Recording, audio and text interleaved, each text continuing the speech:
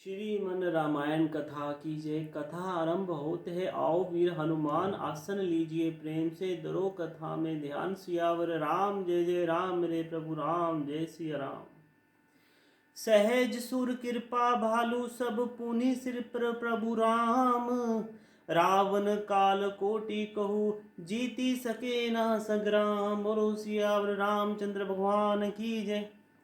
सब वानर बालू सहज ही शूरवीर हैं, फिर उनके सिर पर प्रभु सर्वेशम श्री राम जी हैं। हे रावण, वे संग्राम में करोड़ों कालों को जीत सकते हैं।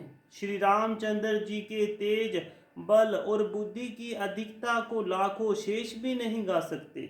वे एक ही बाण से सैकड़ों समुद्रों को सोख सकते हैं। परंतु नीति निपुण श्री राम जी ने नीति की रक्षा के लिए आपके भाई से उपाय पूछा। उनके वचन सुनकर वे श्री राम जी समुद्र से राम मांग रहे हैं। उनके मन में कृपा भरी है, इसलिए वे उसे सौंपते नहीं। दूत के ये वचन सुनते ही रावण खूब हंसा और बोला, जब ऐसी बुद्धि है तभी तो वानरों को सहायक बनाया है। स्वाभाविक ही डरपोक विभीषण के वचन को प्रमाण करके उन्होंने समुद्र से मचलना ठाना है। अरे मूर्ख, झूठी बड़ाई क्या करता है। बस मैंने शत्रु राम के बल और बुद्धि की था पा ली है। जिसके विभीषण जैसा डरपोक मंत्री हो, उसे जगत में विजय और विभूति ऐश्वर्य कहाँ। दुष्ट रावण के वचन सुनकर दूत को क्रोध बड़ा आया। उसने मौका समझकर पत्रिका निकाली। अरे और कहा, श्री राम जी के छोटे भाई लक्ष्मण ने यह पत्रिका दी है। हे नाथ, इसे बचवाकर छाती ठंडी कीजिए। रावण ने हंसकर उसे बाएं हाथ से लिया और मंत्री को बुलवाकर वह मूर्ख उसे बचाने लगा। पत्रिका में लिखा था, अरे मूर्ख, केवल बातों से ही मन को रिझाकर अपने कुल को नष्ट भ्रष्ट ना कर।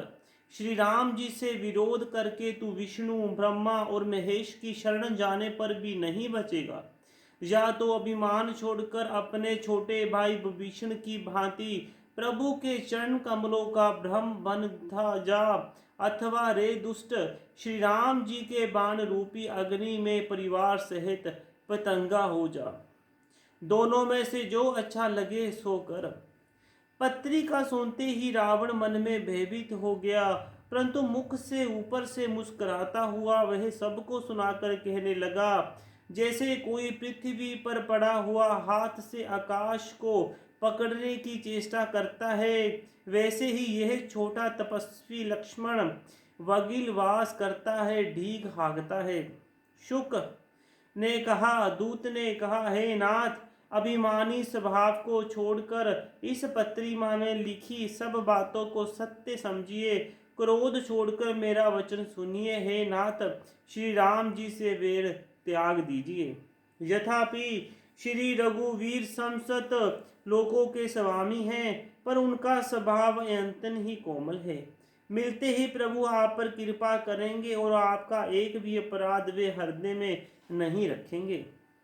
जानकी जी श्री राम जी को दे दीजिए। हे प्रभु, इतना कहना मेरा कीजिए। जब उस दूत ने जानकी जी को देने के लिए कहा, तब दुष्ट रावण ने उसको लात मारी।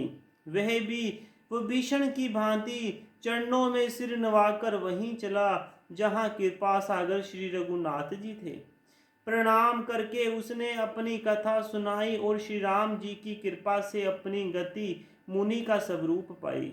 शिव जी कहते हैं, हे भवानी, वह ज्ञानी मुनि था, अगस्त ऋषि के श्राप से राक्षस हो गया था।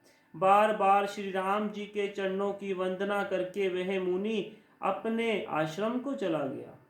बिने न मानत जल्दी जड़ गए, तीनों दिन बीती। बोले राम सकोब तब बह, बीनु होए ना प्रीति। बोलो सियावर रामचंद्र भगवान की जय।